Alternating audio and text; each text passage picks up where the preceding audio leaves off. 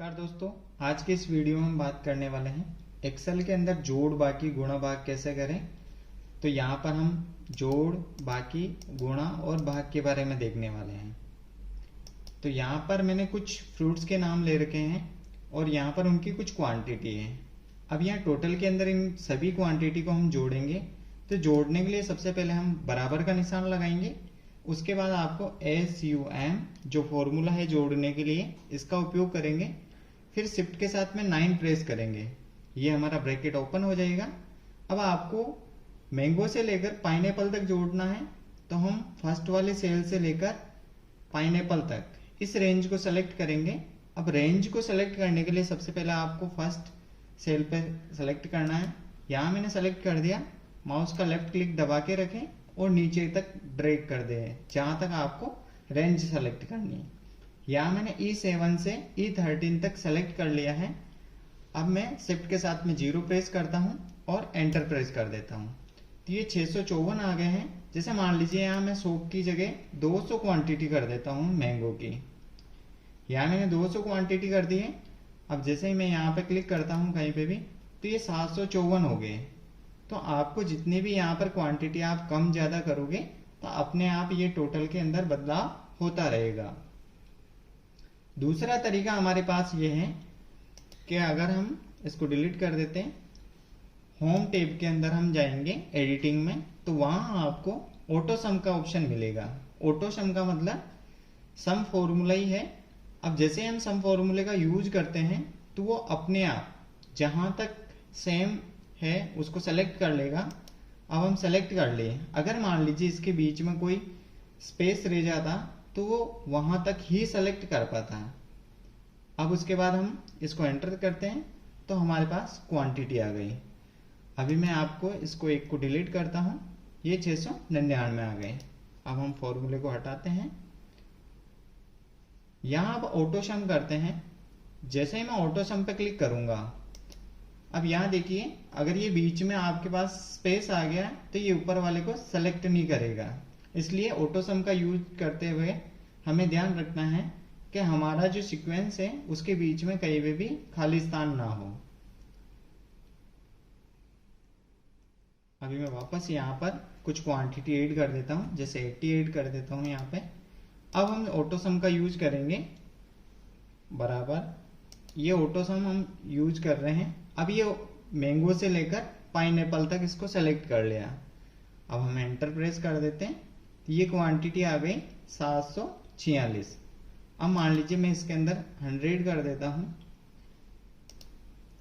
ये 766 हो गए। तो ऑटो सम और सम दोनों से हमने जोड़ कर लिए हैं। अब कई बार हमें जरूरत पड़ती है कि अलग अलग क्वांटिटी को हम कैसे जोड़ें। अब मान लीजिए बराबर, अब आपको यहाँ पर मैंगो को ऐड करना है, उसके बाद प्लस का साइन लगाना है आपको। अब यहाँ पर बनाना को ऐड किया मैंने और यहाँ पर पाइनएप्पल, 3 अलग अलग फ्रूट्स को मैंने ऐड कर लिया और एंटर दबाता हूँ। अब ये तीनों के अंदर बदलाव होता है। यहाँ पर जैसे मान लीजिए मैंगो को हम क्या कर देते हैं 500 कर देते हैं। यहाँ जैसे ही मैंने 500 किया, यहाँ पर दोनों जगह बदलाव हो गए। अब मान लीजिए मैं वापस यहाँ से इसको 100 करता हूं तो यहाँ पर चेंजेस हो गए हैं। तो इस तरीके से अलग अलग क्वांटिटी को भी हम जोड़ सकते हैं। मान लीजिए मेरे पास यहाँ पे लिखा हुआ है 100, उसके बाद यहाँ पे लिखा हुआ है 200 और यहाँ पे लिखा हुआ है 300।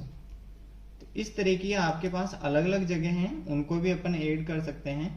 तो बराबर यहाँ पर हमारे पास फर्स्ट वाली सेल प्लस का निशान, सेकंड वाली सेल प्लस का निशान, थर्ड वाली सेल, इसको सेलेक्ट करेंगे और एंटर प्रेस कर देंगे। तो ये इस तरीके से हम जोड़ कर सकते हैं अलग अलग क्वांटिटी को भी। अब उसके बाद देखते हैं यहाँ पर बाकी। तो बाकी के लिए मेरे पास यहाँ 2000 क्वांटिटी है नोटबुक की। इसके अंदर से 1000 क्वांटिटी अगर बेच दी जाती है तो उसको हमारे पास बैलेंस कितना बचेगा। तो यहाँ हम सबसे पहले करेंगे बराबर। अब उसके बाद हमारे पास क्वांटिटी आ गई है, क्वांटिटी को सेलेक्ट किया माइनस सेल क्वांटिटी, तो हमारे पास टोटल 1000 आ जाएगा। इसको हम इस तरीके से भी कर सकते हैं। मान लीजिए आपके पास यहाँ पर 5000 और कहीं किसी सेल के अंदर आपकी कोई क्वांटिटी है, जैसे मान लीजिए यहाँ पर मैंने 2000 लिखा है। अब इसके अंदर मान लो आपको कहीं पे भी बाकी निकालना है, जैसे मान लीजिए यहाँ पे बाकी निकालना है, बराबर हमने 5000 को सेलेक्ट किया, माइनस का चिन्ह लगाएंगे और ये हमने 2000। तो इस तरीके से भी हम कहीं पे भी अलग अलग सेल के अंदर क्वांटिटी है तो उनको भी बाकी कर सकते हैं। अब हम यहाँ पर गुणा के बारे में बात करते हैं। यहाँ हमारे पास कुछ टॉयज हैं जिनकी क्वांटिटी यहाँ पर 10 लिखी हुई है और इनका प्राइस है 200 रुपये। तो हम टोटल अमाउंट निकालेंगे, बराबर हमारे पास क्वांटिटी गुणा हम यहाँ पर प्राइस ले लेते हैं और एंटर कर देते हैं। तो यहाँ पर 2000 आ गया।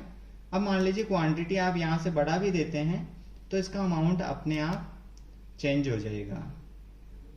अब ये भी सेम इस तरीके से कर सकते हैं। मान लीजिए आपकी क्वांटिटी यहाँ पर 10 है और किसी एक का प्राइस है आपका 500 रुपये। तो आप यहां से क्या कर सकते हैं, बराबर क्वांटिटी गुणा 500 और एंटर कर देते हैं। तो हमारा टोटल अमाउंट इस तरीके से भी आ जाएगा अगर अलग अलग सेल के अंदर है। यहाँ पे भी हम सेम, यहाँ कुछ बुक्स हैं उसका कुछ अमाउंट लिखा हुआ है और क्वांटिटी है। अब हम एक बुक का प्राइस निकालेंगे कि हमारे पास एक बुक कितने रुपए की आई। तो उसके लिए हम भाजक का यूज करेंगे, बराबर यहाँ पर जितना भी अमाउंट है उसमें हम भाग देंगे जितनी हमारी क्वांटिटी है। ओके गया। तो हमारे पास इस एक बुक की प्राइस निकल के आ गई है 500। इस तरीके से हम यहाँ मान लीजिए मैं 10 करता हूं इसकी क्वांटिटी, तो यहाँ पर अपने आप ये चेंजेस हो जाएगा। इसको भी अलग अलग जैसे सेल के अंदर है, मान लीजिए यहाँ पर 500 लिखा है मैंने। अब मुझे इसको चेंज करना है, इसको 10 भागों में बांटना है। अब मैं फॉर्मूला यहाँ लगाता हूं, तो बराबर 500 भाजक 10 और ओके कर देता हूं। अब यहाँ हम अलग अलग तरीके से अलग अलग सेल के अंदर क्वांटिटी है तो भी हम जोड़ बाकी गुणा भाग कर सकते हैं।